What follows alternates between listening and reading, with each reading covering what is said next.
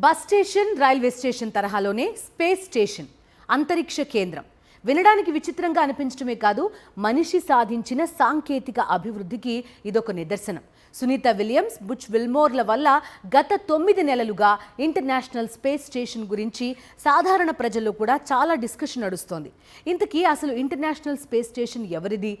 అంతర్జాతీయ అంతరిక్ష కేంద్రం కాబట్టి ప్రపంచ దేశాలన్నింటికీ దీనిపై అధికారం ఉంటుందా? దాన్ని నిర్వహించేది ఎవరు? అక్కడ జరిగే పరిశోధనలేంటి? అసలు ఈ ఐఎస్ఎస్ని ఎవరు ఎప్పుడు నిర్మించారు? ఇలా ప్రశ్నలైతే చాలానే ఉన్నాయి. మరి వీటికి సమాధానాలేంటి చూద్దాం. International space station Buckingham palace పరిమాణంలో ఉంటుంది. వ్యోమగాములు ఉండే ప్రదేశం 6 పడక గదుల ఇల్లు లాంటిదని అనుకోవచ్చు. సునీత విలియమ్స్ విల్మోర్ వెళ్లినప్పుడు ఐఎస్ఎస్ లో మరో 10 మంది ఉన్నారు. అందులో 4 అమెరికా వ్యోమగాములు, 3 రష్యన్ వ్యోమగాములు, 3 చైనీస్ టైకోనాట్స్ ఉన్నారు. ఆహారంతో పాటు అన్ని సౌకర్యాలను పక్కా ప్లానింగ్ తో ఏర్పాటు చేస్తారు. కానీ గురుత్వాకర్షణ శక్తి లేకపోవడాన్ని దృష్టిలో పెట్టుకునే ఆ ఏర్పాట్లుంటాయి. కేవలం 8 రోజుల మిషన్ కోసం వెళ్లి ఐఎస్ఎస్ లో 9 నెలలు ఉండిపోయిన సునీత విలియమ్స్ అంతర్జాతీయ అంతరిక్ష కేంద్రం నుంచే తన ఓటు హక్కు వినియోగించుకున్నారు. అమెరికా అధ్యక్ష ఎన్నికల్లో ఆమె ఐఎస్ఎస్ నుంచే ఓటేశారు. అంతర్జాతీయ అంతరిక్ష కేంద్రం మానవ నివాస యోగ్యమైన మానవ నిర్మిత ఉపగ్రహం. దీని తొలి భాగాన్ని 1998లో ప్రారంభించారు. ఆ తర్వాత దశల వారీగా దీన్ని విస్తరించారు. భూమికి సగటున 400 కిలోమీటర్ల ఎత్తులో ఉన్న దిగువ కక్ష్యలో పరిభ్రమిస్తుంటుంది. ఇది భూమి చుట్టూ ఒకసారి తిరగడానికి 90 నిమిషాలు పడుతుంది. అంటే రోజుకు 16 సార్లు భూమిని చుట్టేస్తుంది. America, Russia, Japan, Europe, Canada సంయుక్తంగా దీన్ని నిర్వహిస్తుంటాయి.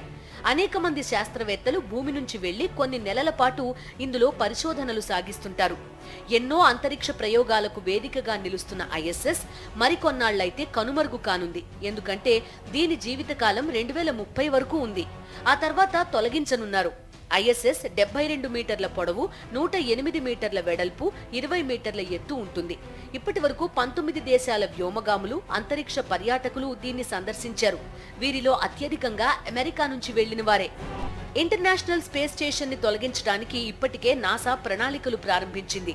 2030లో ఐఎస్ఎస్ జీవితకాలం పూర్తయిన తర్వాత నాసా అంతర్జాతీయ భాగస్వామ్య దేశాలు దాన్ని కక్ష్య నుంచి వేరు చేయనున్నాయి. ఆ తర్వాత దాన్ని సురక్షితంగా సముద్రంలో పడేస్తారు. ఇందుకోసం జనసాంద్రత లేని ప్రదేశాలను గుర్తిస్తున్నామని గతంలోనే నాసా ప్రకటించింది. ఈ విచ్ఛిన్న ప్రక్రియలో భాగంగా తొలుత ఫుట్బాల్ మైదానం అంత పరిమాణంలో ఉండే ఈ రీసెర్చ్ ల్యాబ్ ని 2030 మధ్యలో కొంచెం కొంచెంగా కిందికి తీసుకురానున్నారు. ఆ తర్వాత అందులోని కీలక సామగ్రితో వ్యోమగాములు భూమి మీదకు దిగుతారు. అనంతరం స్పేస్ ఎక్స్ ప్రత్యేకంగా అభివృద్ధి చేస్తున్న యుఎస్ డిఆర్బిట్ వెహికల్ దీన్ని భూవాతావరణంలోకి తీసుకొస్తుంది. అక్కడకు రాగానే అంతరిక్ష కేంద్రం కాలిపోతుంది.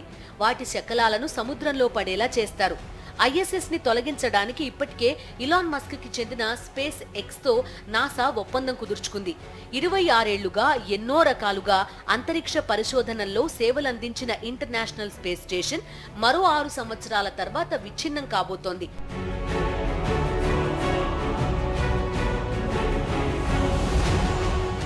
ఈ కోణంలో చూసిన సునీత విలియమ్స్ 9 నెలల స్పేస్ మిషన్ అత్యంత ప్రాధాన్యతని సంతరించుకుంది.